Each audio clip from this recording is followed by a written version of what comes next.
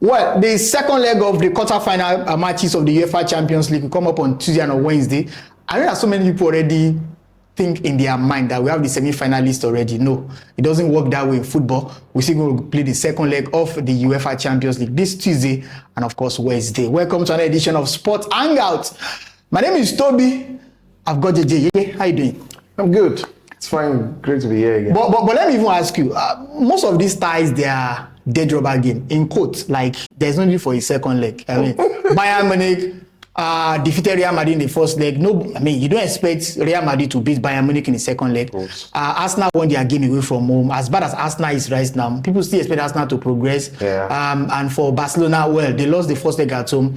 I don't think Atletico Madrid will be so stupid in quote to let a 2-goal lead slip now that they are playing at home. So, do you even think that we need a second leg? I mean, yeah. On paper. On paper, there may not be a need for second leg, but football has a way of, according to football rules, just football rules. It's set that way. They have got to play the second leg, and they've got to play because hopefully we might be hoping for, or they might be hoping for a miracle to happen. Because most of these teams that have lost the first leg, statistically and historically, they haven't got football god at their back. So they I don't think we're going to have a major shock of result this week. This week, but they've got to play it and we've got to watch it. All right, let's start with specifics now.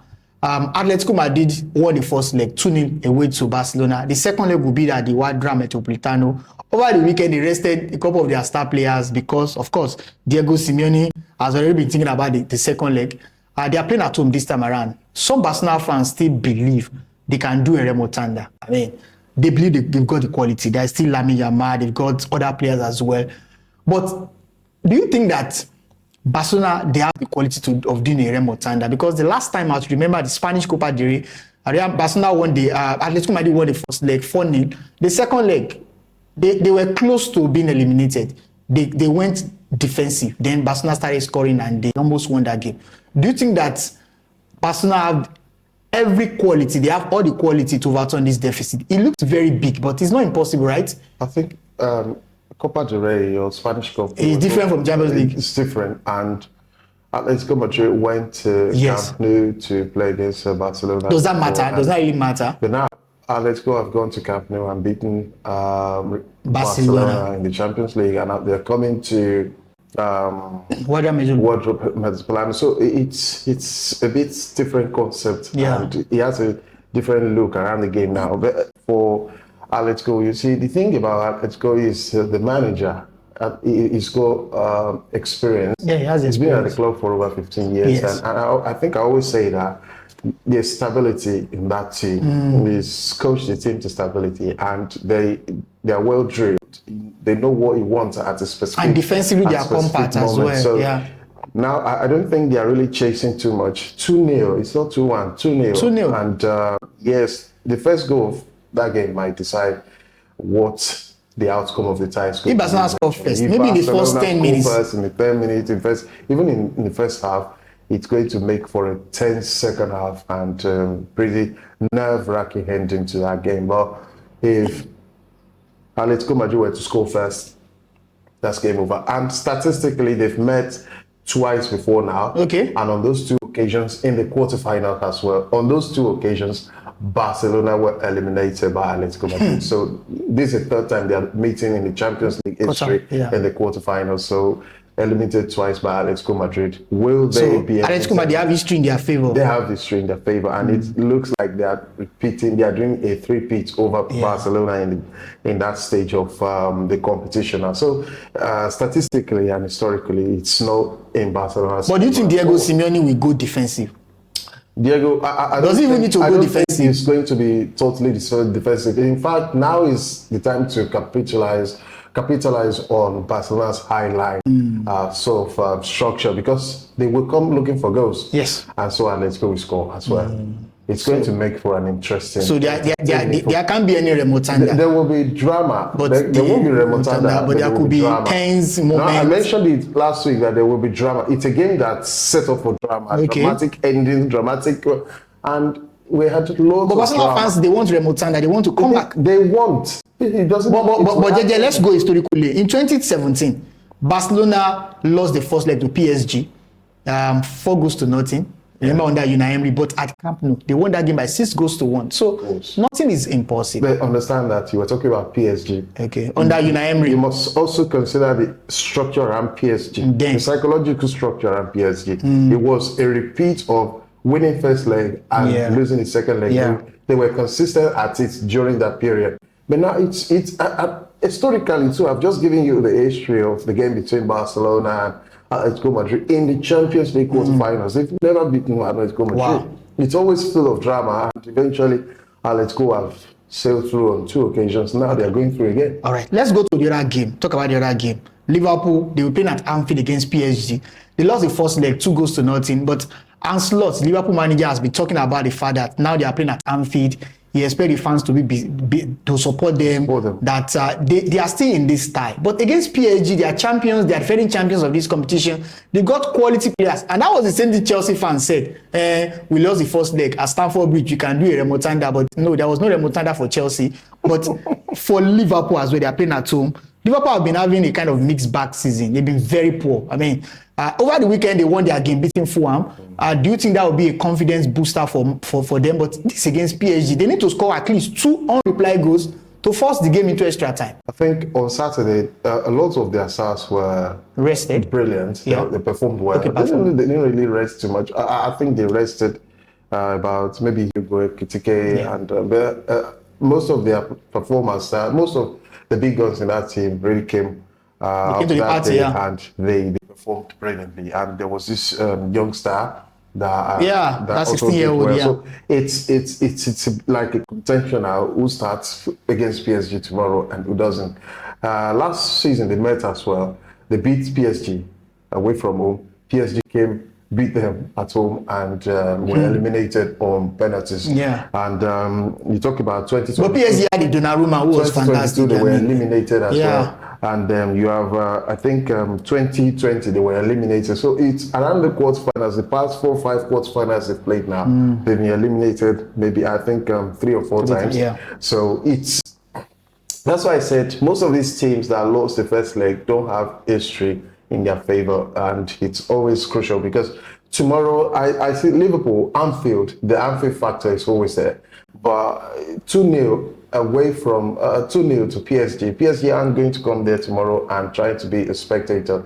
The more they try to come out to score goals, I think the Liverpool they are known for their high pressing. But then you see, I think the way they played the first leg was that PSG, they found a structure around Liverpool. Liverpool was set to press PSG up front, but then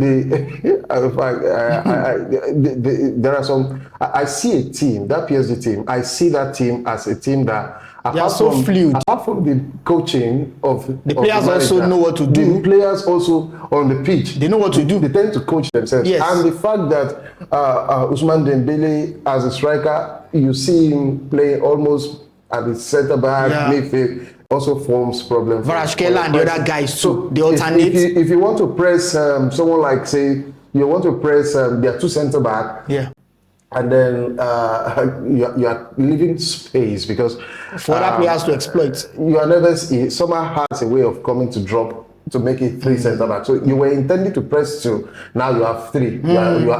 There's a problem because you are good. If you must come to press 3, then you will leave a vacuum in the midfield, which is what they exploited. They really exploited. So what you're trying to say, JJ, is that Liverpool will, because on the bench, Liverpool want to press again. They want to score, of course. Want to score. But the more they try to do it, the more PSG seems to have like a shield, anti-shield against their press, and they're like anti-press, and they have a system, a way out already to build themselves out of whatever. So you are saying that, JJ, you're saying that Liverpool want to score, but they can concede as well because they got PSG at the back. They've been very shaky. They don't have the balance at the back currently. Konate and Van Dijk have. I don't know why they are still the centre back for Liverpool. Yeah, but they are past. They don't have any other guy to play their past quality. They are past their prime. So right now they will play. They will score. They might score, but they will concede goals. So the game is done. Against Fulham were just wasteful. They squandered chances. If they were playing a team more clinical, they would have been beaten. Yeah, okay. All right, let's talk about the games on Wednesday now. Arsenal, they are playing at home to Sporting CP. Arsenal have a lot of problem. JJ, they are not in form right now. They have lost 3 of their last 4 games across all competitions. And then they have a game against Manchester City on Sunday in the Premier League. So, will his attention not be divided? Because they've not beaten Sporting CP. Because if Sporting CP comes to the Emirates Stadium and they beat Arsenal 2-1, it's extra time. Yes. Arsenal have not won that tie. So, how do you think Arsenal will approach this game? With their game against Manchester City in mind? Well, I think it's a huge game between Arsenal and Sporting Lisbon.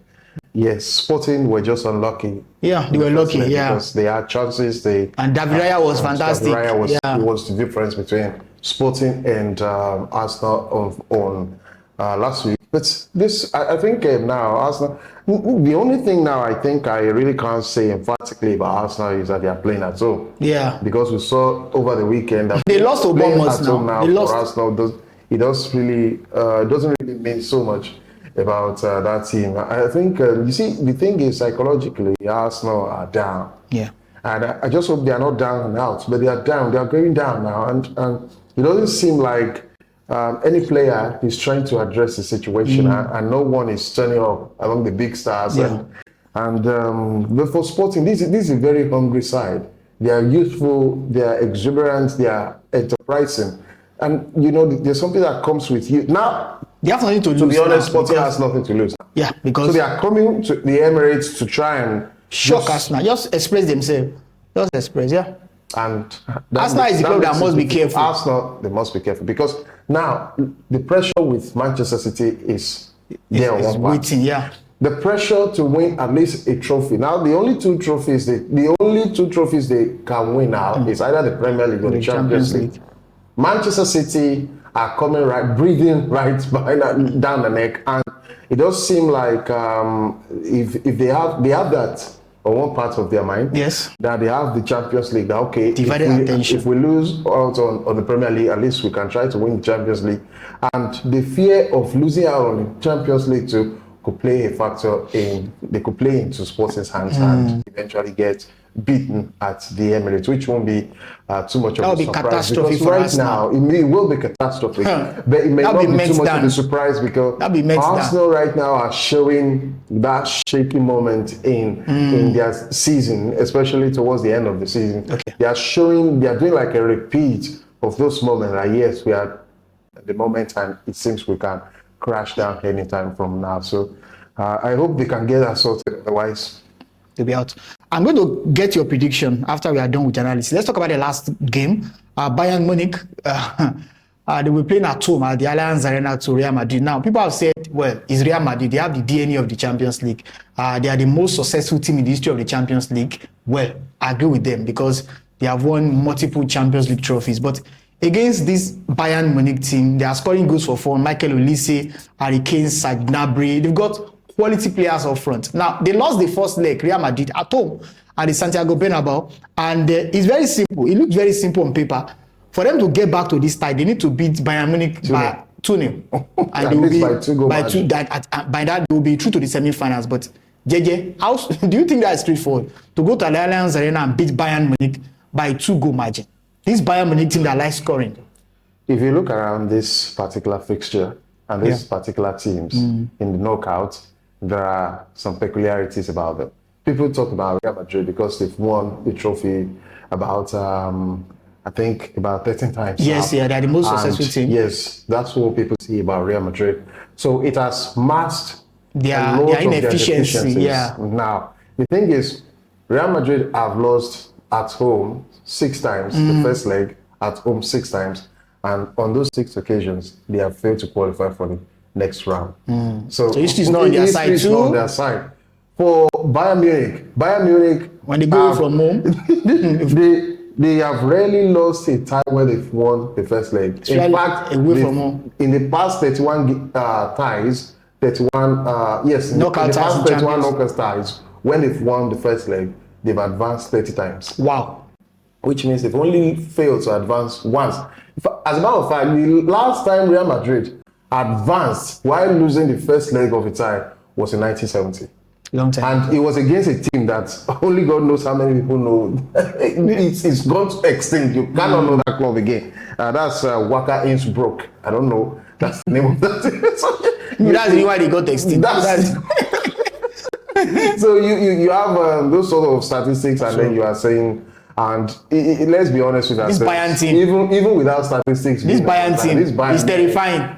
It's terrifying. They are a bully. The Alliance Arena is going to be a tough place for Real Madrid. Because Real Madrid will score, but Bayern Munich can also score too. Look at the four. Look at the four. Those attackers. Front. Michael Olise. They combined for the first goal. Yes. And Luis Diaz for the second goal. Yeah. So it's like about they've had over 100 goal contributions among them. So it's crazy what that Bayern Munich team are. They are true definition of what you call German machine. Efficient and emotionless. They don't have emotion. They're very efficient at what they do, and it's going to be.